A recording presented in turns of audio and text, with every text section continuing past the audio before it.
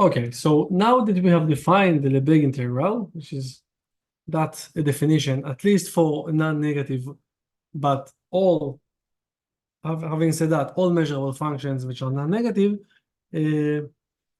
let me state, but not prove, Gal will probably prove this in the recitations, in the coming recitation, one of the two main theorems, like in the basic Lebesgue measure theory, on the Lebesgue integral. So it's actually the main theorem when we talk about non-negative functions. Okay, so this theorem is called the monotone convergence, the theorem of monotone convergence, and we will use it several times. But let's see how it goes.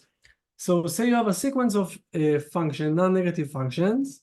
So when I write that, I mean pointwise. Okay, so say you have a sequence of non-negative functions which are increasing sequence in the pointwise sense, and these functions are, of course, from some measurable, from some measure space, right?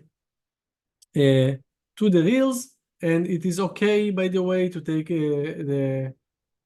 so these are non-negative numbers, so it's not really the reals, it's non-negative reals, but it's okay also to take the bar version of infinities, as you'll see in a second. So you can do that as well.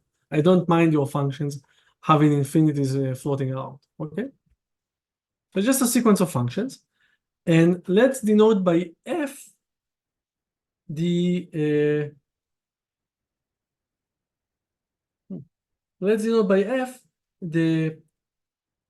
pointwise limit function, right? So for every x in x, you take this limit. Okay, so then it goes to infinity. It's a monotone sequence, so it's either converges or goes to infinity. There are no issues of non-converging stuff apart from going to infinity. So I don't know, you may feel better putting a supremum instead of a limit here, but it's all the same. And that could be infinity, right? So f is a function from x to r bar, r plus bar, therefore I don't mind putting the bar already here if you want, okay?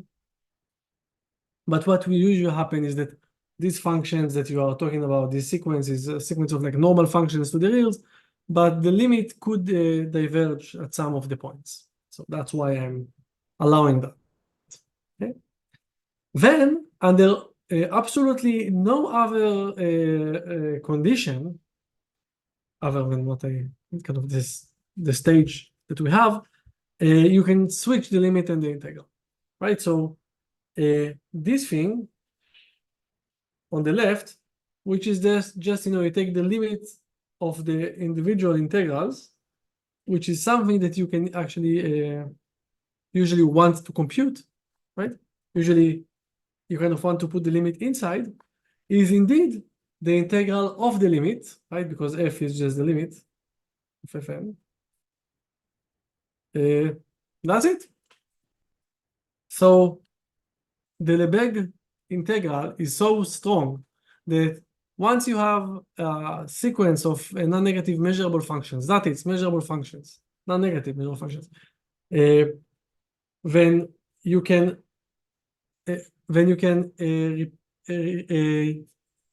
you can swap. 1 second, the camera is doing something weird. Okay. Sorry about that.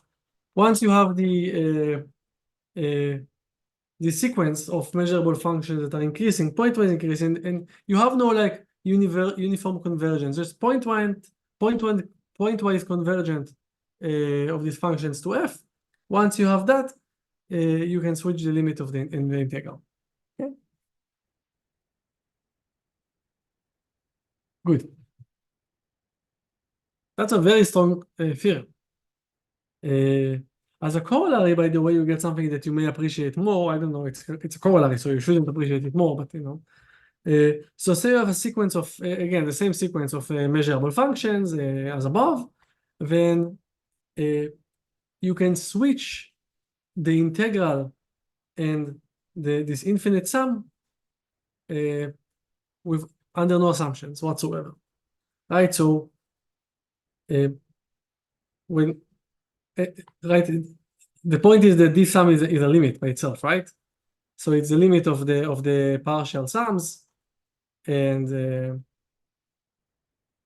so I mean I actually meant it here of the partial sums. So the fact that this is a corollary of the previous theorem follows readily, because you can take the partial sums as the measurable functions, the monotone increasing measurable functions you have in the hypothesis of the theorem of the monotone convergence. Okay, so that's something that usually in the Riemann setting, when you do Riemann integrals, you have to have some more restrictions about the sum and so forth. But here, essentially under for free, you can just exchange the order of the summations, infinite summation, and integral. Okay, good. So I don't know, I think you may appreciate this more than the theorem of monotone convergence when you first see it, but this sum is essentially a limit, so it's a special case of the previous theorem.